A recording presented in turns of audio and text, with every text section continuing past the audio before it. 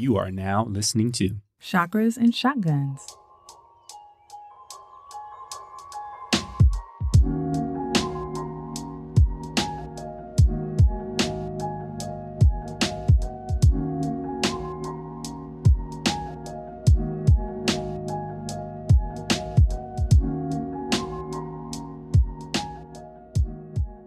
Welcome back to Chakras and Shotguns, episode 7. I'm Jen.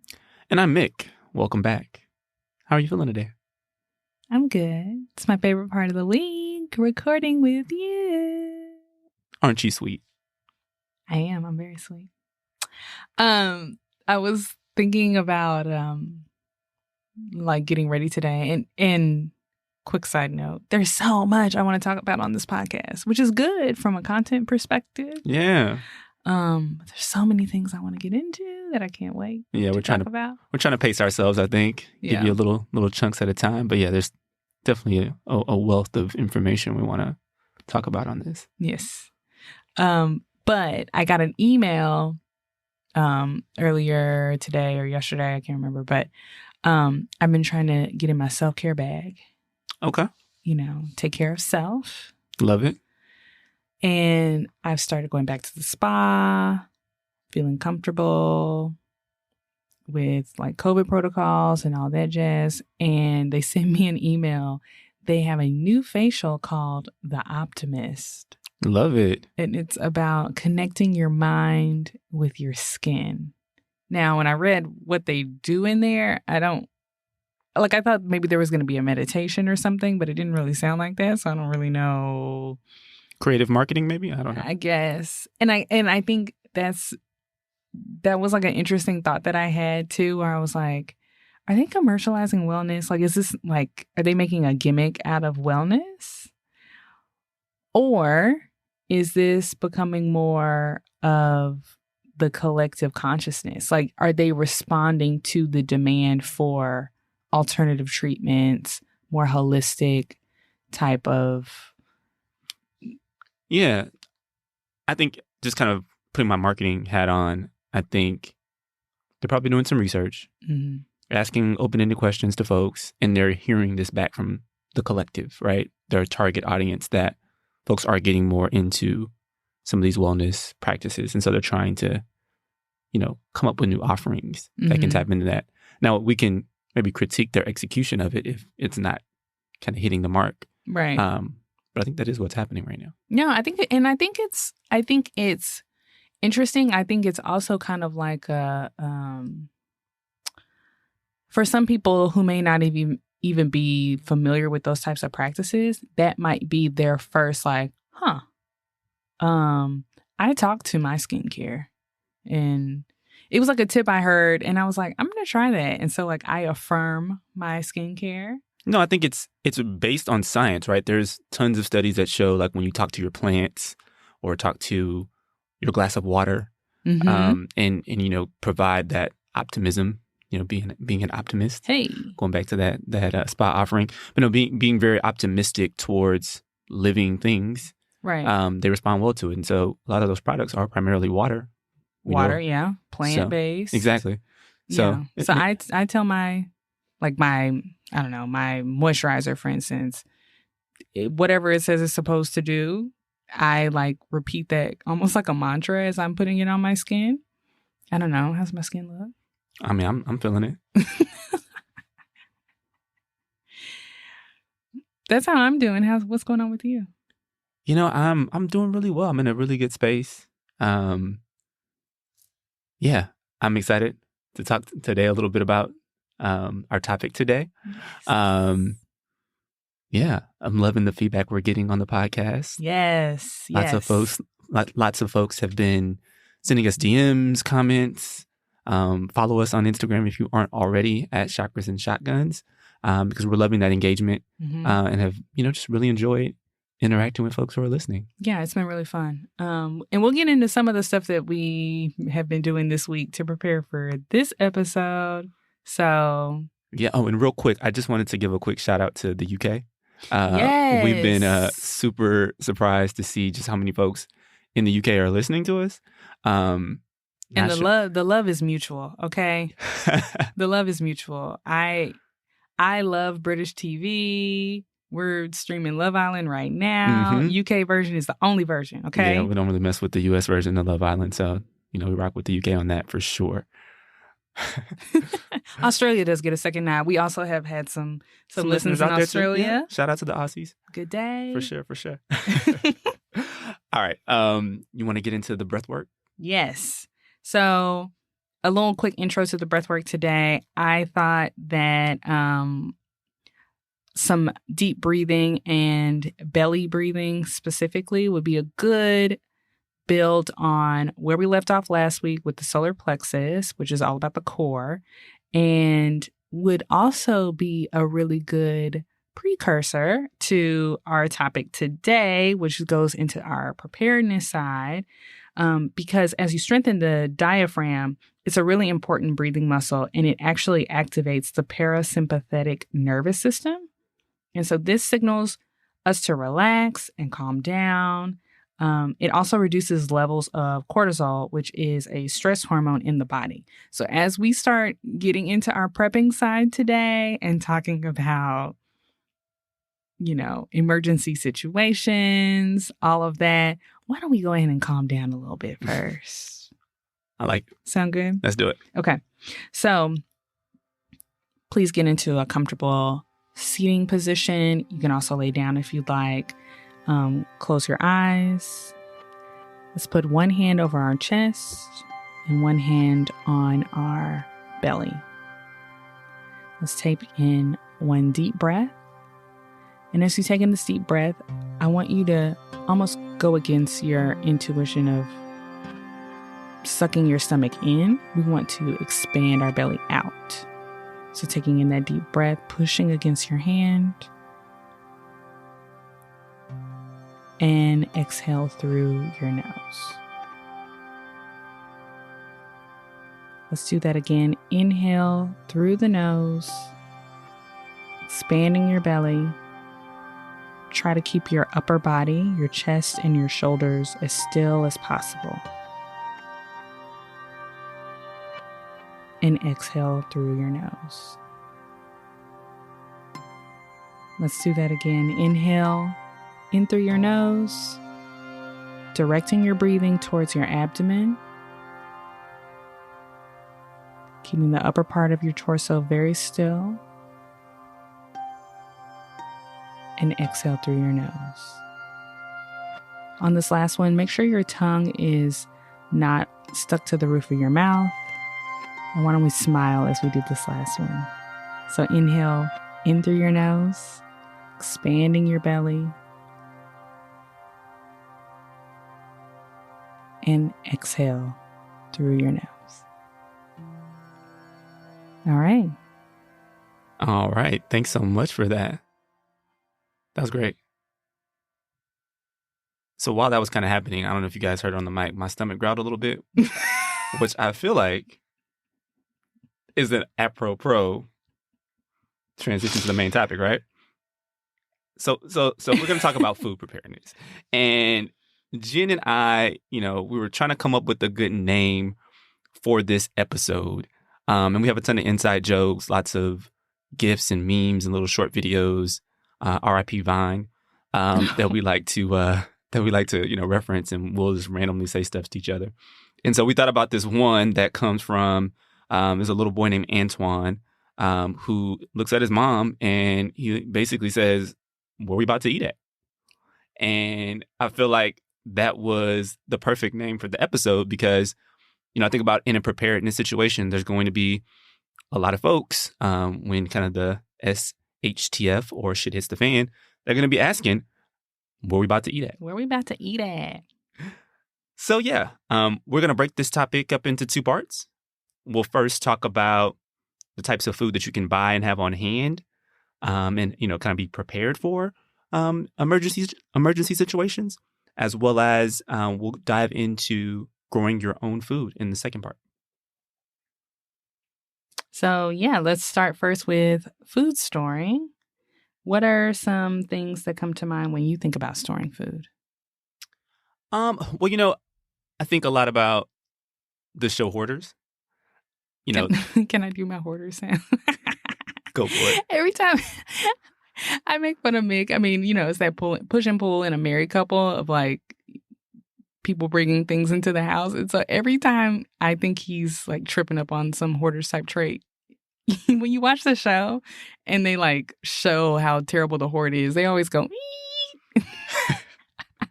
yes, that's the transition in the show. And she always likes to do that anytime I talk about buying some more stuff for my preps. But no, why don't you talk a little bit about when COVID hit and kind of how we approached that? Yes. So that was a very shit hits the fan type moment. However,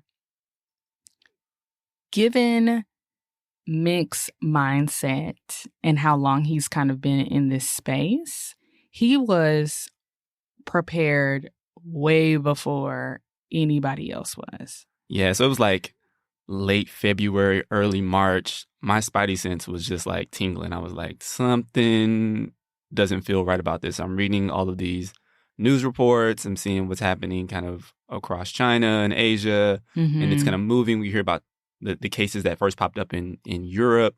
I think we were actually in Europe, and we were hearing about there's a case in like the Swiss Alps, and it was like that was like early February. We were in Europe, and I was like, this is starting to feel a little weird.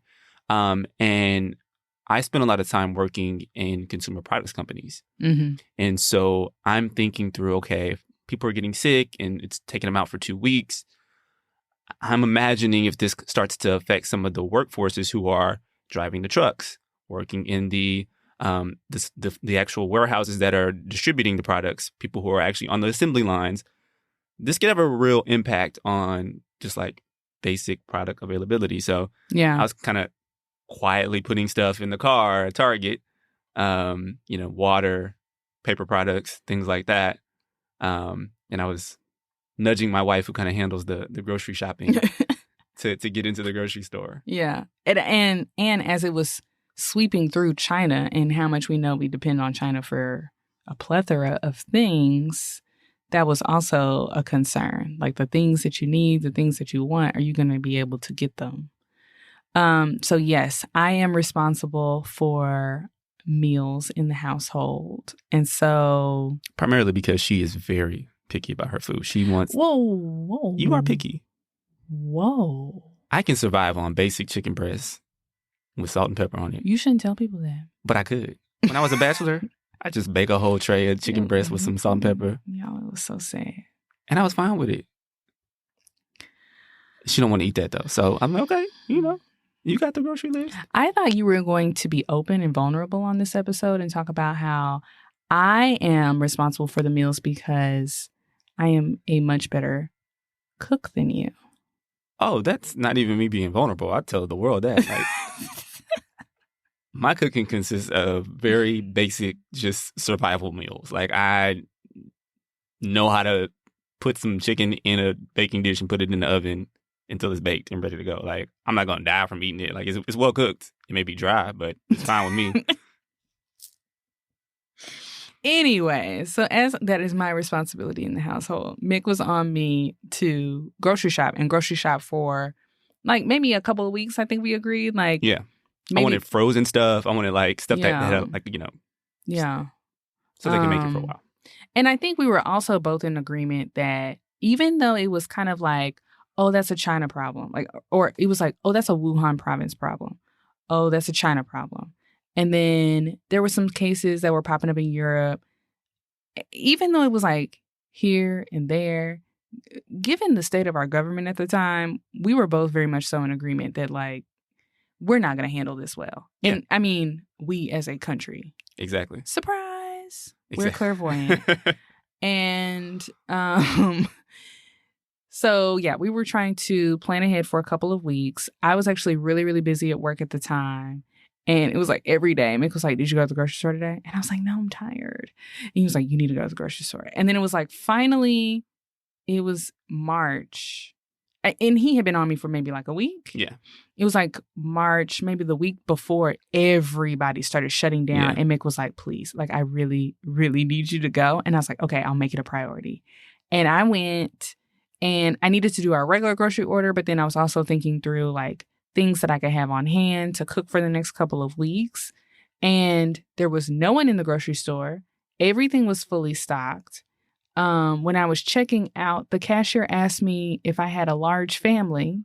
He was like, "Ma'am, do you have a large family? Like, you're buying a lot of stuff." And I didn't even buy that much stuff. Like, I think I maybe spent $300. Yeah, like it was like a Thanksgiving meal type of shop, Right. not like preparing for a month at home. Right. It wasn't like I had 2 carts full to the brim. No, I had 1 cart, but had a lot of canned goods and like those types of things. And he was like, "Oh, do you have a large family?" I was like, "No, I mean, COVID, we don't know what's going to happen." He was like, "Oh, yeah, I have been hearing something about that." And a week later, like by the end of that week, I think I might have went on a Tuesday. Yeah. By that Monday, I wasn't at work anymore. Like, nobody was going into the office. Like, everything had shut down. That was the week of March 5th, I believe, because the next week was March 12th. That was the Monday. Yeah. I don't know why I have these dates, like, memorized. I don't either. I just remember, like, very vividly how it all went down. Like, yeah, that next week, we were not at work. And, like, I remember going to Target, the same Target I had been kind of, like, I was basically making, like, 2 trips to Target a week, kind of slowly grabbing up water and things. Didn't want to, like, go in there and, like, have this huge cart. I was like, I tend to stop by there on my way to daycare to drop off our daughter. So it was like right there. I can just very easily go.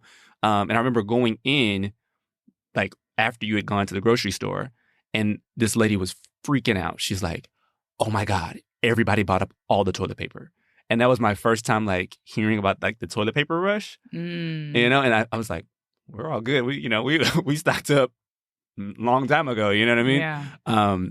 Yeah, it was just like a crazy situation to see people like literally like screaming and freaking out in Target over like stuff like that. Yeah, there were people, I think it was like maybe that last Thursday or Friday, and there were people like, "Oh, have you gone to the grocery store? Have you heard they're buying up stuff?" They were like, "Yeah, I'm going to go. Maybe I'll go at lunch and get a couple of bags of stuff."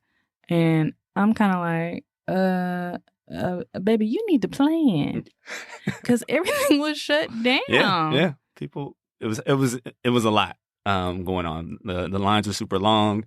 Shelves were starting to get bare. I mean, you guys know. So, yeah.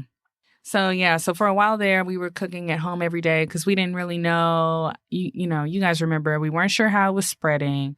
We weren't sure if it was like airborne for a while. We didn't know if it was like, staying on product or whatever. Because look, we are a big food delivery household over here because we got a lot going on. And I can be cooking gourmet meals all the time. Yeah. So, but we kind of put a stop on all of that. And we were cooking a lot then. But then, we gradually kind of scaled back on that, especially having like a small kid and full-time jobs and all of that. We eventually were able to start getting that Uber Eats going again. Exactly. Yeah.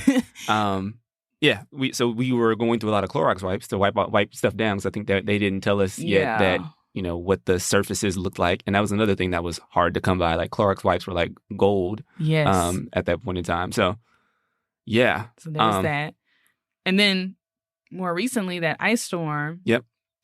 That one actually really shut down access to the grocery store. Like you did not want to drive at that time at all. Electricity was really bad. So grocery stores were without electricity. So it was like you couldn't get to the grocery store and then you couldn't access the grocery store if you got there. Yeah. So that was another huge situation. That situation I think was a little bit more dire. Definitely. You also couldn't get delivery, right? Because the roads were a mess. Mm-hmm. The cities in Texas just aren't equipped to deal with snow and ice. Right. So there's no like salting the roads. There's no shoveling that happens, street clearing and things like that. The things that you get up north just don't exist down here. So there was no way of getting groceries delivered, restaurant, Uber Eats orders, any of that. Yeah. So that was about a week of eating off of our food stores. Yeah. Thankfully, I mean, I don't think it was all bad. I had some gumbo frozen. Oh, yeah. I love eating the gumbo. We ate gumbo several days in a row, and I was not complaining at all. No, but I think that raises a good point. If you think back to our discussion around water, I think as we intro into kind of food preparation, the first thing you want to do is kind of figure out how much food you want to have on hand? Like how much or how long are you preparing to be without your typical, grocery store access, right?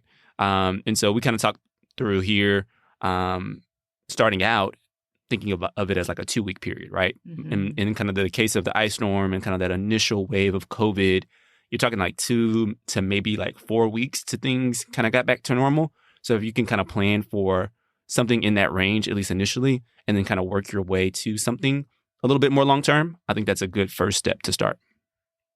Yes, definitely. So think about what you typically have on hand. So are you someone that keeps the bare minimum?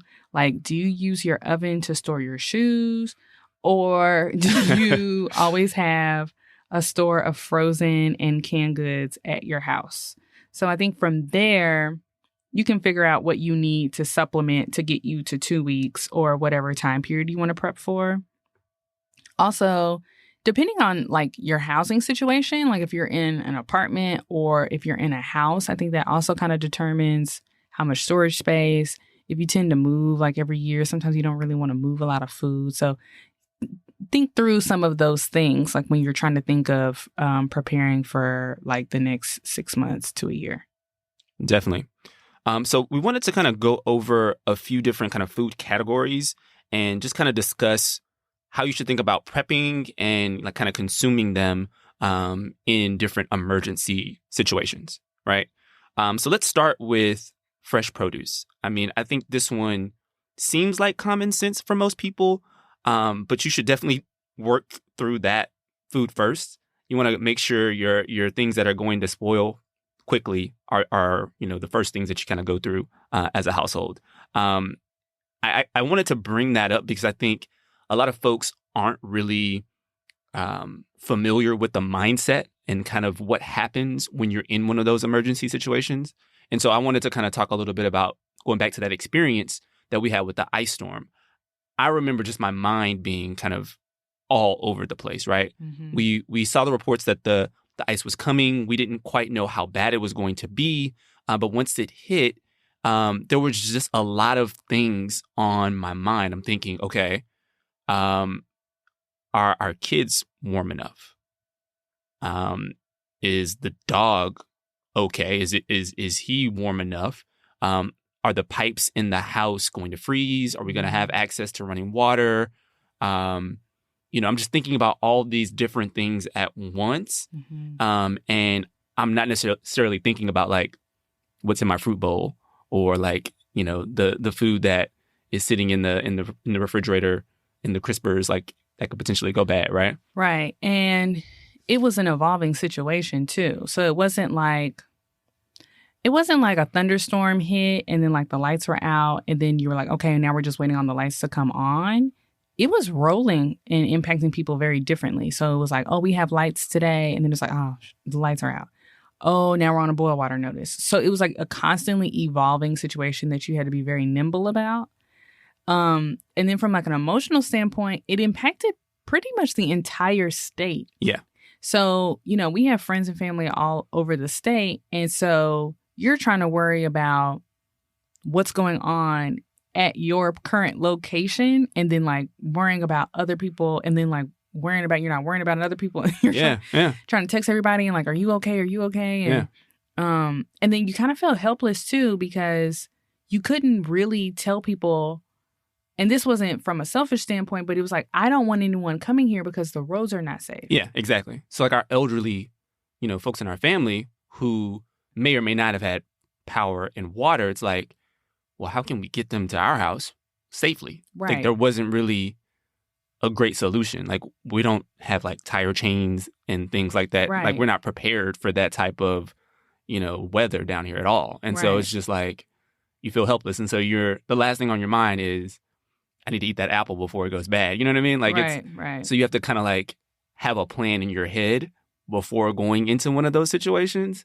Maybe even like write it down somewhere and then like kind of pull it out. Mm-hmm. Keep a note on your phone. That's what I do. I have like a little just reminders of things to think about, when I'm in that situation. So I'm not having to like juggle that in my mind as well as like whatever the situation is that I'm trying to address. Right.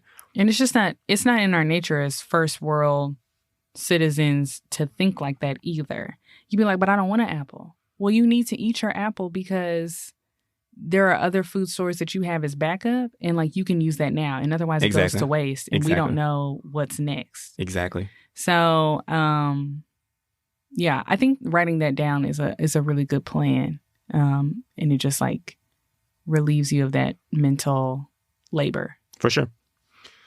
So just kind of moving on, I think this kind of goes hand in hand with some of the fresh produce. A lot of times, that's in the refrigerator. So kind of wanted to move to like refrigerated and frozen foods. Yeah. So if your electricity is on, your refrigerator, your freezer, if you really got it going, your deep freezer, if that's still on and rocking, then that's great for food storage, right? Because frozen food can last a long time. You could always cook a little extra when you're cooking from time to time and like freeze that for an emergency.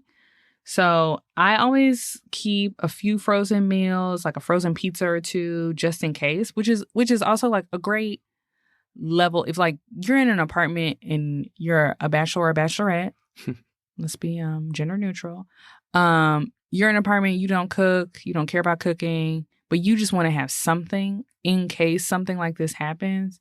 Just get a couple extra frozen meals and like a couple frozen pizzas, and like that'll last you at least for a day or two.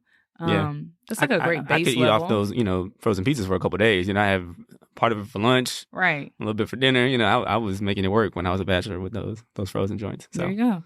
So, the freezer's great. If your electricity is out, however, then you need to start thinking through how to best utilize that food and not let that go to waste while you're in your emergency situation.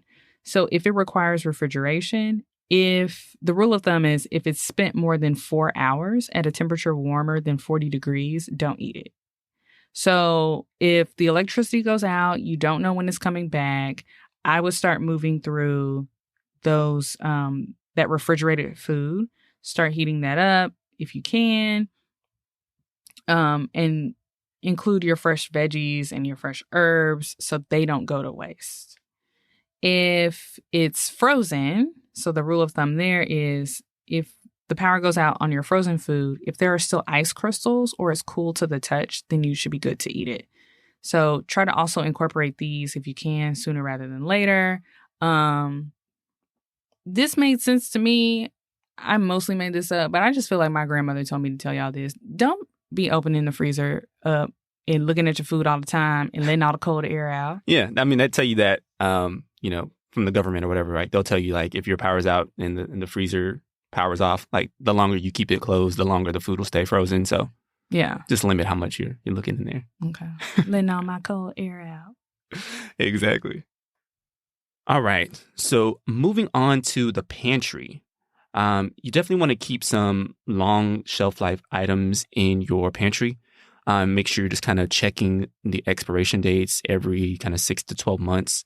A few suggestions of just foods that have longer shelf life: peanut butter, whole wheat crackers, trail mix, nuts, cereal, pasta, and of course, canned goods. So any type of veggies, fruit, soup, even canned meat.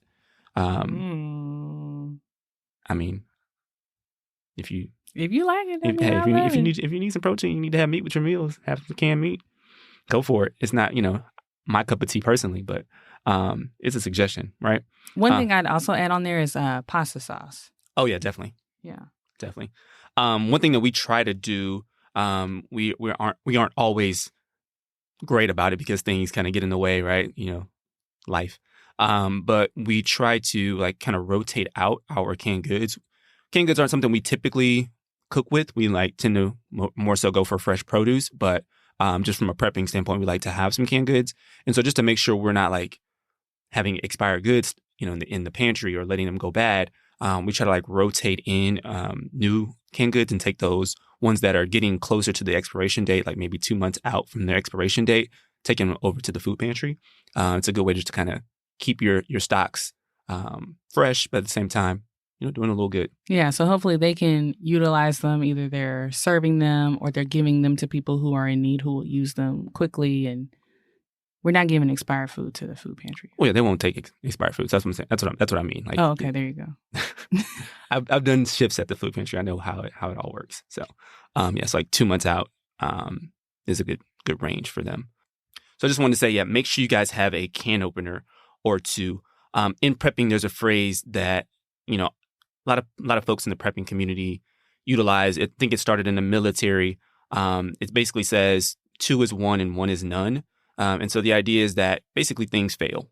Having one of something and kind of depending on that to be available to you could really, put you in a bad spot. So making sure for certain like key things you have redundancy built in.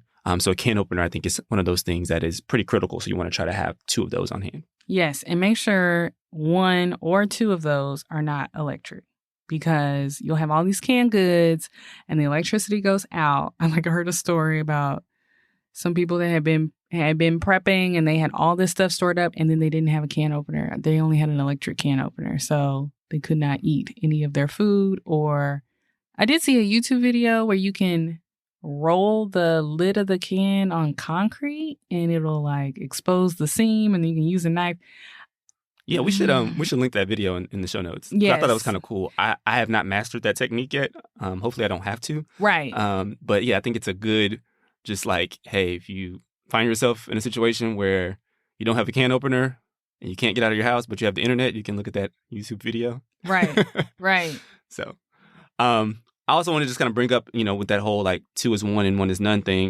We were watching that Netflix show, Alone, right? And so for folks who may have not heard of the show, it's basically a reality TV show.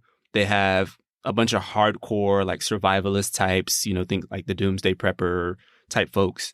And they drop them off in the tundra. And like winter is coming, like Game of Thrones, right? They're like in the fall and they're like having to make it through the winter. And kind of the person who makes it to the end, I think wins like $1 million or something. Mm-hmm. So there was this one guy, he was like super like knowledgeable about all different types of survival and bushcraft. And so he even like made like this hot tub. Like he found like an old boat hull and like figured out a way to make himself a hot tub outside of his shelter, which I was like, this dude is awesome. But he ended up not winning because he lost his like fire starter. And they're only allowed to have a certain number of items. So I understand why he didn't have multiple, but like that basically torpedoed his chances. Like he was like, I can't even make it through the night. Like I think the sun was going down and he hadn't found it. And he was like, oh, I'm out. I'm tapping out. Like I can't make this fire, because the fire was keeping away a lot of the predators, like the wolves and bears and stuff, because he had like meat and, he had been hunting. And so he was like, I'm exposed. Like if I don't have this fire, and that just like took him out. Just sad. I'm like, dude, built a whole hot tub, but can't even get this fire going. He had a whole hot bath. Mm-hmm. I was like, well, at least he got clean before he went home. Yeah. So yeah, try to have 2 of those critical things is kind of the point there. So lastly, kind of want to just move on and talk about kind of these long haul emergency meals.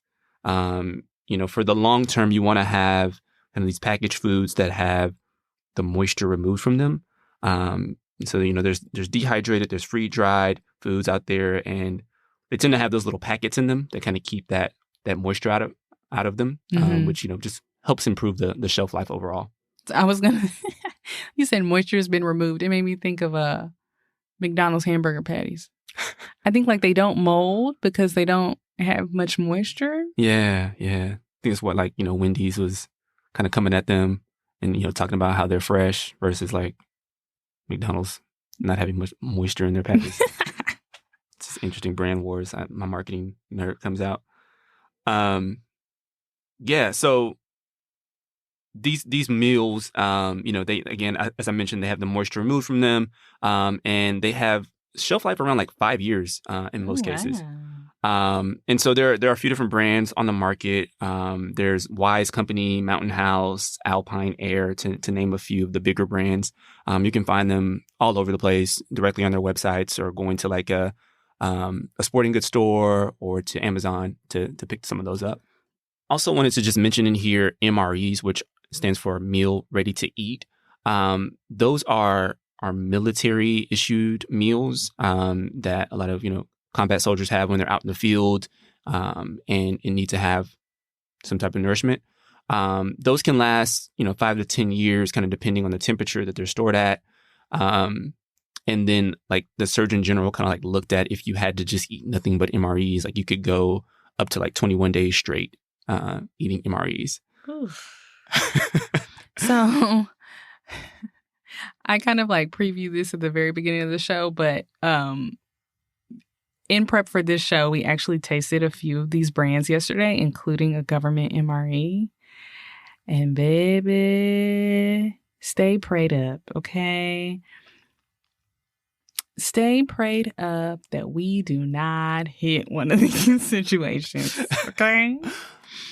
And I'll say this, stay with some garlic powder.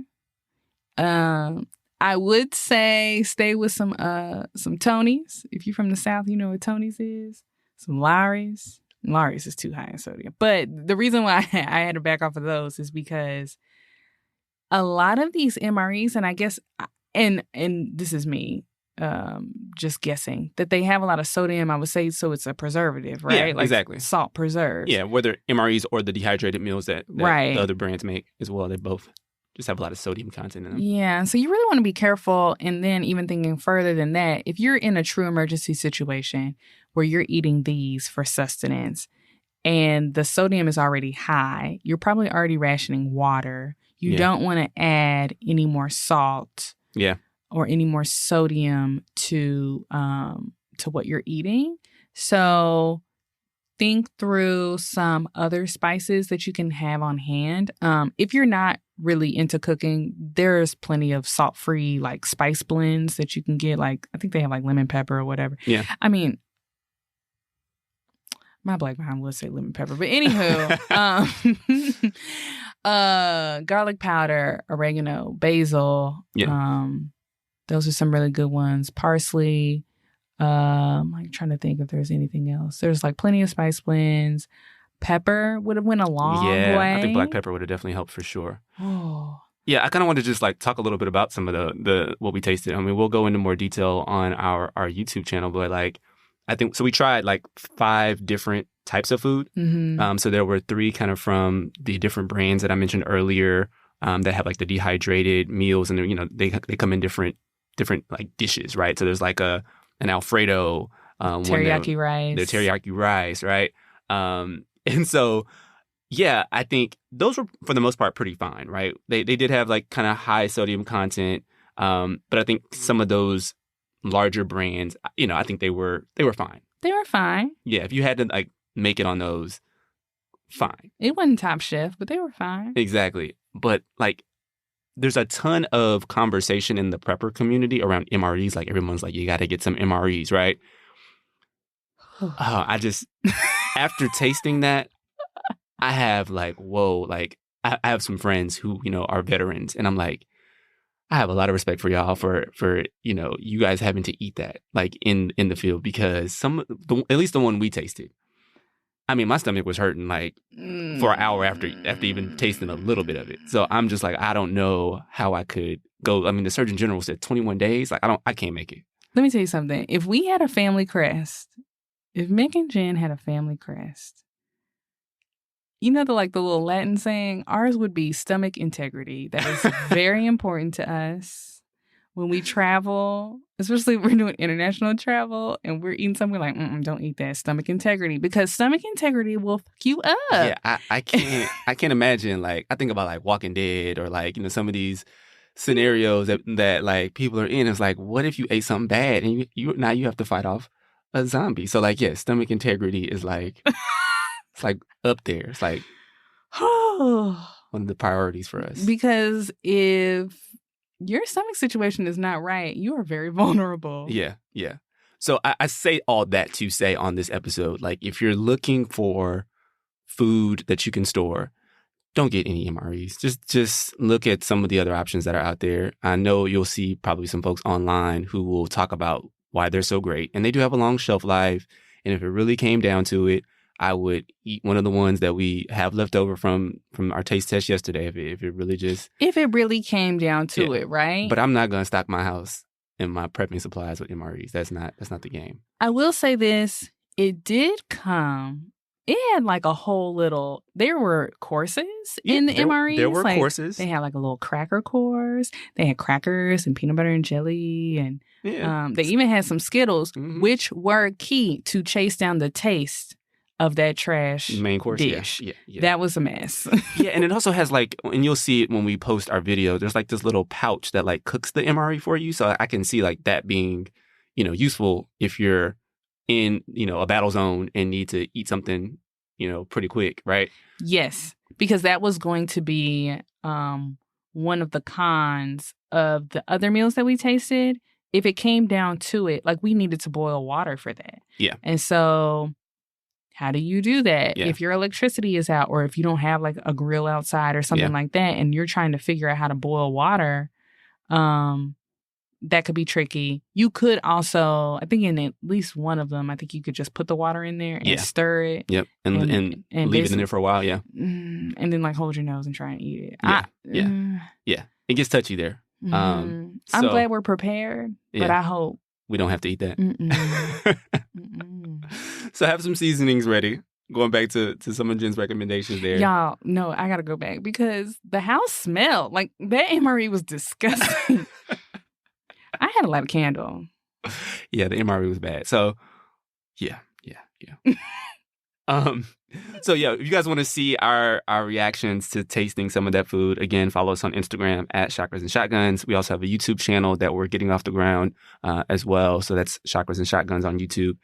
A couple of like kind of closing notes on the food thing. I wanted to talk a little bit about baby food. You want to jump in there? So if you have small children that are like still drinking bottles, make sure you have a little bit of extra formula on hand. I'd probably approach this just the way we said about the water, like buying an extra container of formula. And then like when you use up one, go buy another one. So you usually have like 2 on hand. Worst case scenario, you don't get to that last container and you could always give that away to a women's shelter, or there's always somebody who would need baby formula. But yeah, that's good to have on hand, even if you're nursing. So you don't know what could happen in an emergency situation that could make nursing not feasible.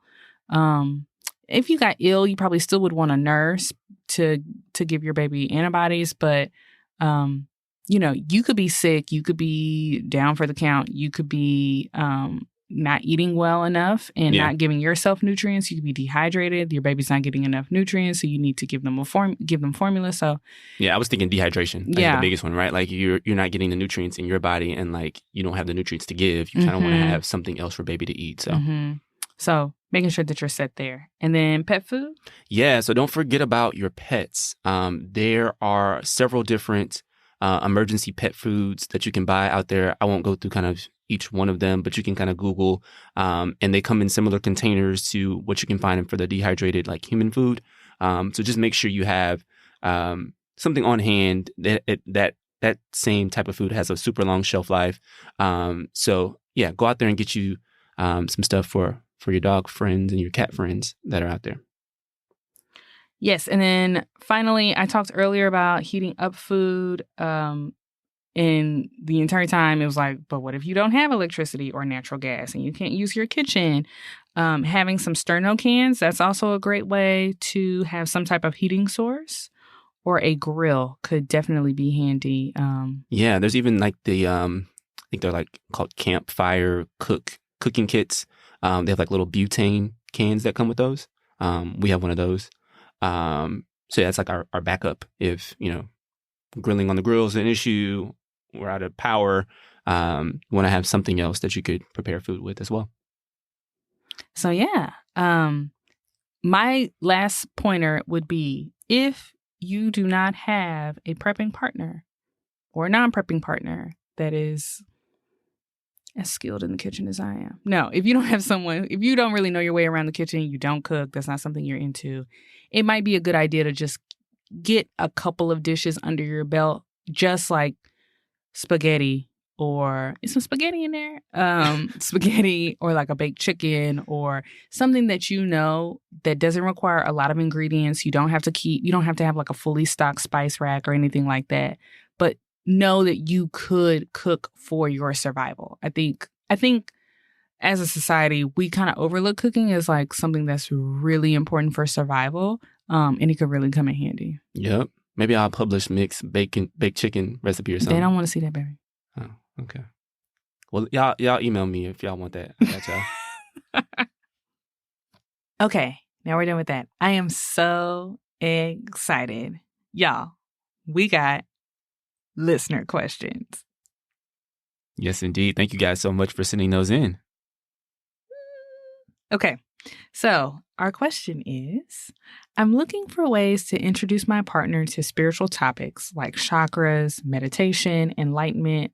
How would you suggest I start that process? All right. You want to jump in first? Sure. If I'm reading into the question, maybe they think their partner wouldn't be interested, or, some of these more topics that I think conventionally might be far out or like a little weird. I would say don't try and convert them. Like, don't try and grab them and be like, hey, we're going to start charging our crystals in a full moon. Shout out to Beyonce. You don't have to do that. Just start living it. I had heard that and like that really resonated with me. Like, just start embodying, whatever these practices are. Just do it for yourself. And I think they'll start to notice like energetically how you're changing, how maybe you are more positive, or how like certain things that used to trigger you don't trigger you as much. And I think like they'll start to be like, okay, what you got going on? Like, tell me a little bit more about it. And they might start getting drawn in that way. Yeah. I think also there are just a lot of really cool voices in the space. And you can find them on social media. I think Instagram and TikTok in particular have a ton of just really short kind of content pieces that go into some of the spiritual topics.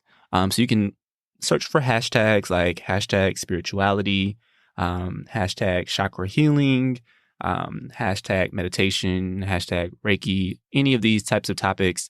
If you're specifically looking maybe for some Black voices in the space, hashtag Black spirituality is a popular one. And you can find a lot of really kind of great content that you can share with them to kind of get them interested. Books can be great. Definitely. For me, I know the first book that I read kind of in the space was The Untethered Soul. It's a really cool book about like exploring your identity and kind of getting your mind to think about less about your identity being formed around the things that you do, and kind of getting to the heart of who you are and what your soul's purpose is. Mm-hmm. So that kind of started to get me to think outside of the box, I'd say. If I'm going to plug this book again, we talked about it before on the podcast. If your partner or a friend, whoever, if they are really like based in science, like maybe you're not trying to get your super Christian partner into some of these topics. You're trying to get like your partner who isn't super religious or spiritual at all, but they're like very based in like science. The Biology of Belief is an excellent book. It's an excellent book to just talk about and very quickly capture how our body and our minds and our spirit is all connected and how they all are working together. So I love that book.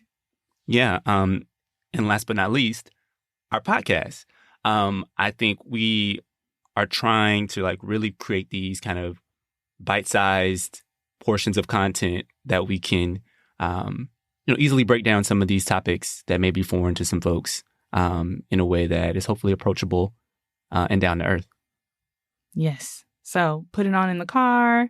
If you're going somewhere like, oh, let me play this podcast I've really been into. It's pretty cool. I think you might like it. Or put it on while you're cleaning so they can, maybe they'll just kind of it'll pique their interest and get into it. We love a new listener. Definitely. So as always, and thank you so much to that person that wrote us that listener question. Thank you. Thank you. And as always, if you have a question, there's something you want us to talk about, something that you're interested in that you would love to hear our perspective on, please email us at chakrasandshotguns@gmail.com and check out the show notes. I'm sure we'll have a lot of notes on this episode because we got into a lot of stuff. So, yes. Anything else, Mik? That's all. Thank you, guys. Thanks. Namaste.